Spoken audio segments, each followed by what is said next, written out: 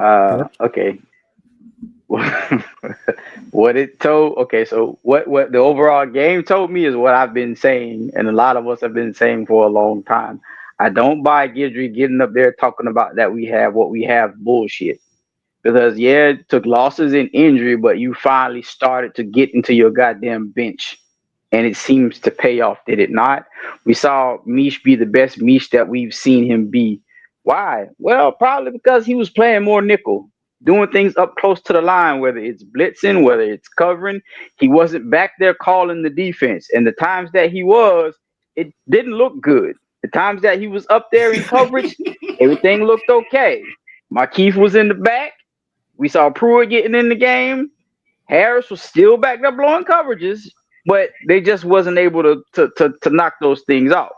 So we kept saying, hey, our defense can get better. Right now, you're having a personnel issue. Is that going to make you a dominant defense? No. But if you take the personnel and move them around, you'll have a better defense, right? And I understand it was Wake Forest, but guys, everybody has been able to move the ball on us. Everybody. You know what I'm saying? And so for us to go down there and shut down anybody, we have to give the defense praise. It took long enough. What it says to me about Guidry is he's willing to try different things. I don't know if he can pinpoint when and what to try, because it bothers me that we're like in week what, 13 or something like that. If you take out what we got, 11 games plus the 2 buys, we're in week 13, and it took you this long to figure this stuff out. Moves that a lot of people have been calling for a long time. And it's like, I know Guidry will change. We saw it last year when he changed his defensive front. He's changed his defensive front a couple of times. See, and this is the problem that makes it hard for me to not. It makes it hard for me to just dismiss Guidry, right? I said it before. You had one good year, you had one bad year, right? But the more and I said this last week, I said, man, if he continues to go on and try out these same players, I'm done with him. Get him the hell on, because you're adverse to like thinking beyond the scope of what you're thinking.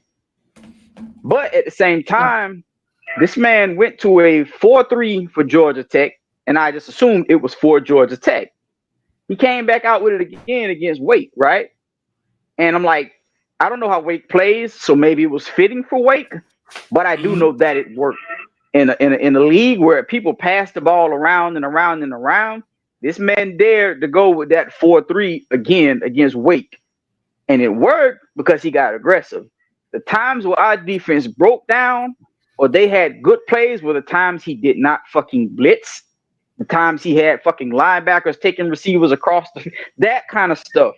So it's kind of like I'm stuck. Like, my guy, it's certain things you need to get rid of. Having your linebackers cover so much, it needs to go. But Kiko going downhill looked fantastic yesterday. Our defense blitzing looked fantastic yesterday. And I understand people are saying Alderman is slow, but he knows where the ball is. He gets to places and he makes some plays. I would like to see Chase Smith do a little bit of that, but it is what it is. So it's kind of like we took a small step forward. So to me, it says that Guidry right now is still an enigma. But it does say to me that our defense can get better. Like I've been saying all along. Yes, our defense can get better. Somebody has to be smart enough to make the decisions. Biggest decision I think was made outside of the safety thing, and Harris still needs to be moved, was benching Barron. I called for that about 2 weeks ago. You need to bench Barron, not simply because of his play, but because your D-line needs to get fatter. Let Mesidor go to the outside because he's an end that can rush and contain. He does it well. You saw Mesidor get off yesterday. And you saw those guys in the middle because Barrow wasn't, he didn't really show up or anything like he normally does. But the guys next to him, Moulton and Scott and Clark, those guys were visible yesterday. We got bigger. We allowed our guys to go outside, and we didn't do so many stunts. Like, we did them. I would like to get rid of them, but we didn't do a whole bunch of them. And it just made the defense look that much better. I know that was long, but I had to get all that shit out, bro. Our defense can get better, dog. We just have to make the right changes. I'm sorry, y'all. You got something you want to add to that, Matty? This is the one blown play from yesterday. This is the one play early where it was like, oh God, here we go again. Oh my Yeah, god. it was.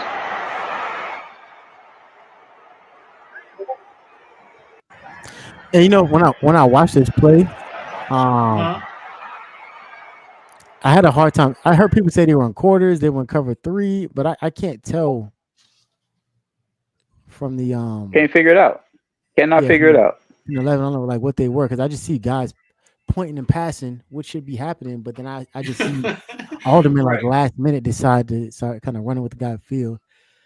Excuse me. And then he ends up like basically getting smoked, and then the dude ends up catching it.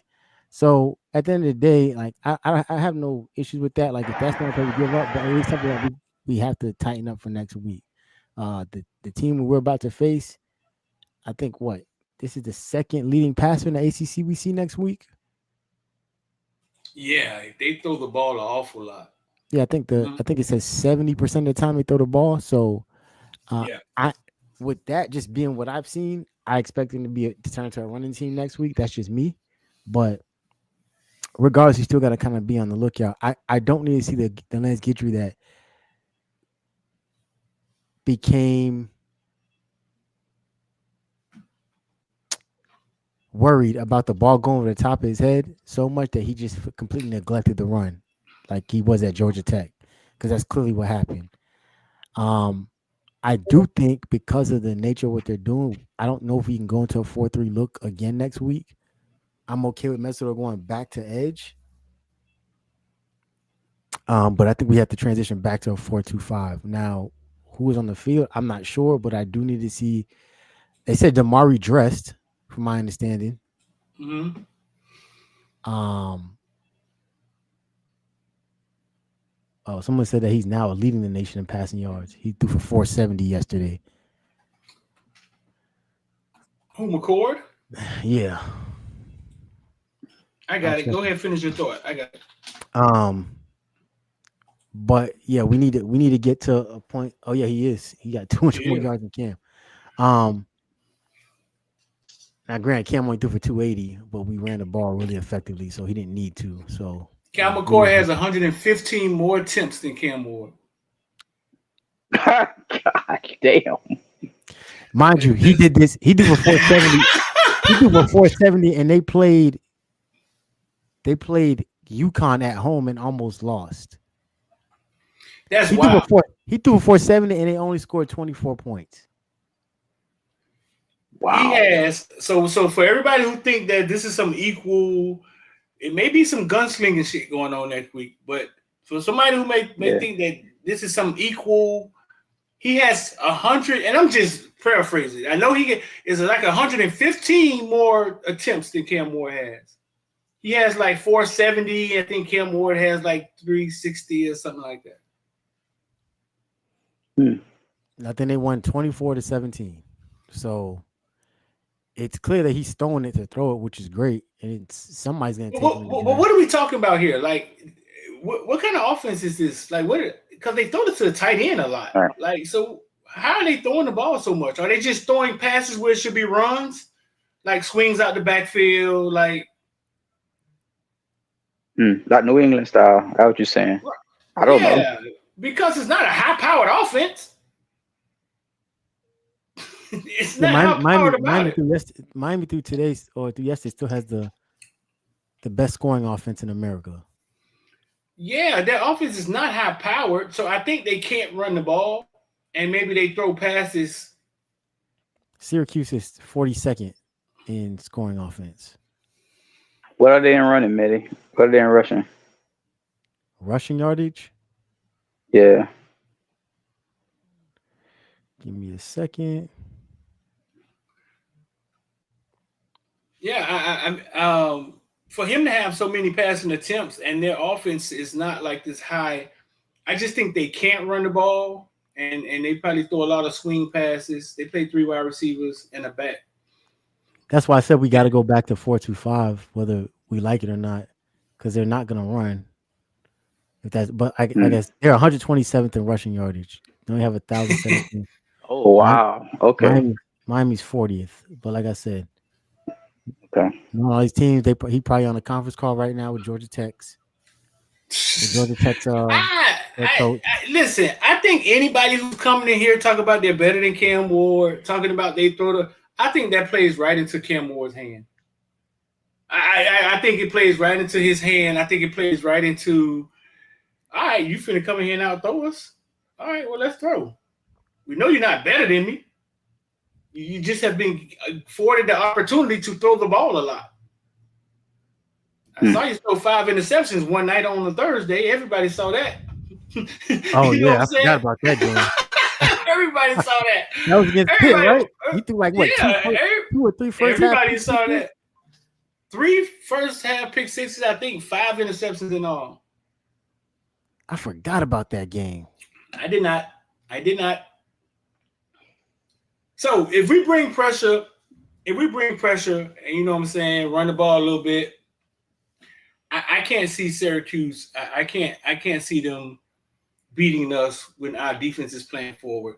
As for me with Guidry, man, I think it's simple. Me and Mehdi, we talked about this before it got started. I think it's simple. Last year, I remember a safety telling me, Cam Kitchens telling me that they had trouble playing zone. They had trouble sitting in space, playing zone, and I think it's because the energy that Guidry brings is a high energy, let's get after it type of game. I think Guidry tried to graduate as a coach and tried to become a guy that has, okay, we got all this talent up front. I'm finna sit back. I'm gonna let my talent get pressure, and I'm gonna play this defense that everybody calls NFL defense or Power 5 defense. This is the big league defense. And I think he felt he could try that. And I don't think that's the energy in the room when they practice. I think when they practice, the way they practice is fast, get after it, let's get around, let's run around. And I think that's how they play. And when you try to hold them back or sit them in space, their feet are in mud. Street, we talking about all this, and the crazy thing is, this is still a top 15 defense in America. I've been saying that. Yesterday, Wake Forest 2.3 yards per play after that first drive. We were lacking on sacks, but I think there's a bigger story to talk about the absolute inability to call holding calls on the University of Miami. I think they lack a leader like Flagg. They lack a guy, and I spoke to somebody on the defense telling them they had to be that. They lack a guy to put people in their place. They lack a guy that they lack the brain of a defense. I don't think they have a real brain guy in that defense. Mm-hmm. So when you line up and just say, hey, Wesley, go get the quarterback, and he gets there in 0.5 seconds at the beginning of that game, and it's like, okay, the energy, I think they play off that energy. It's like organized chaos. It's like Arkansas, Kentucky back in the day in basketball when they would just set up a press, and it's just like, whatever, man, we're going to tip a ball, we're going to shoot a three. And I think the kids like to play that way because obviously they don't like to sit in zone. I don't care what we in, cover 3, cover 5, cover 6, cover 18. I don't care what we in. There's going to be a guy wanting to free through our zone that somebody's feet going to be stuck in the mud. So just lose going forward. Period. Just lose being aggressive. Yes.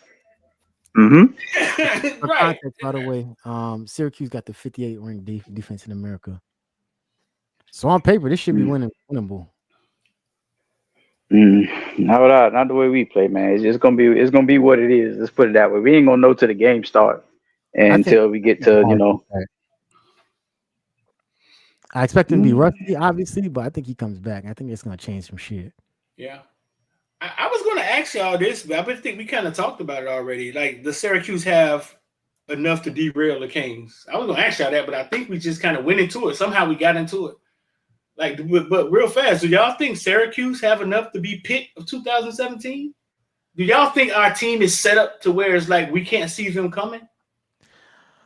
I think we're due for that game. And I think it came technically 3 weeks ago now with Georgia Tech. I think Georgia Tech, if that game was at the end of the season, I think that was the game. But I think the fact that we got that game out the way, we were able to regroup. We got an additional bye, which is a first, I think, outside of teams that get 0 weeks. I think that gave us the opportunity to kind of really refocus. I think I said it in our last show a couple of weeks ago. I was like, Mario need to pull Lance GUIDRY in and have some soul searching moments with him. Like, what are we doing? And I think pulling Barron, moving Mesmer back to the edge, kind of letting those guys get back to doing what they got famous doing was a huge thing. So I don't know if Syracuse is that team. I just worry about them because, I mean, granted, we're both on the East Coast, but traveling up there and the way Fran Brown got that team in year one of his tenure, I think is notable. He brought a lot of that Georgia. Man, you know they begging for game day. They what? You heard that? You know they begging for game day to come. They're begging for game day to come. They already picked where they going though. Where they going? Oh, I don't Texas know. I just know they've been begging for game day. Texas. Oh. Yeah, they were begging for game day. Mm-hmm. I hate that shit. You hate what? Game day? Yeah, I hate that shit. When it's not, nah, man. I feel like they be just trying to set us up for shit, man. I like last year. Remember how the hell that Georgia Tech game get on prime time? Man, get y'all ass out of here. Anyway, go ahead, man. I'm sorry. Nah, you good. Yeah, on paper, technically, Miami's defense is better than Georgia. Just putting it out there. And the Oklahoma defense that held Alabama to 3 points. So better than Georgia? Yeah, Georgia's 15, Miami's 14. My answer to the question, y'all know those stats are really skewed, but we don't have to go into that. But yeah, no, for sure. Yeah, my answer to that is it's not about Syracuse having enough. It's about us. It's always about us. Like even with Damari coming back, you know what my fear is, dog. You know we always have to think about the wild stuff. You know what my fear is? That with Damari coming back, we're gonna be content with keeping Mish and Harris back there at safety. Damari can't fix that. That's my fucking problem. Damari come back. Okay, guys, you guys go back to safety. That's where y'all gonna play at most of the game. Damari got this part up here. We back to square one if we do that, bro. No, they can't. No, they can't. They can't. Yesterday, I watched them make a concerted effort every third down to run 15 out there. Yeah. Every third down. It was only third down, Cal, when they would run him out there. Street. They did it because against Florida and it worked. They did it against Florida and it worked. I don't know why we stopped doing it. That's the point, maybe right there. Yeah. Oh shit! So we done did this already? Yes, we did against Florida. When they would put that kid Boardingham, I think they're tight end. They would put Markeith out there in their third and longs. Like one of the big pass breakups. He didn't break it up. But okay. But Mish was too good yesterday up in that slot to move. Why was he so effective? Like what is it? Because he's a natural slot corner. He played that. He only moved to safety last year. When he was at Washington all those other years, he was a slot cornerback. Oh my God! I'm about to pour this juice on my head. Are you serious? Yeah. What'd you say, Cal? And it took us 11 weeks to really. But the thing with Guidry, that I do actually appreciate is that Guidry, he likes using the term defensive backs. He doesn't like guys who play with, so they cross train people the same way Mirabal does on the O-line. So nobody ever technically plays because you remember going into the season, we were talking about Zaquan probably playing slot or nickel, right? And then we were kind of like, nah, and then we didn't know because we assumed because where Damari played, he was gonna be the other boundary corner with Daryl Porter. Obviously, that didn't happen because when game one starts, we see him at the slot. But then we kind of thought about last year when he played some slot, he was out there thumping shit, like he was doing his thing. But he was so sticky on the outside that we were okay with it. But in theory, he's probably the best cover corner that we have, like pure man-to-man cover corner is Damari Brown. The best boundary corner, I think, is probably Daryl Porter, but he's been exposed a couple times this year. Well, in the nickel, he's a much better player now. I watched him 4 feet in front of me. I watched him 4 feet in front of me get blurred at Georgia Tech. They all get blurred right in front of me. You talking about that touchdown? Yes, it's gonna happen. But you talking about that touchdown? That was on Zaquan. Yeah. But that was on Zaquan. Let that man release to the inside. That was on Zaquan. That shit happened in front of my face.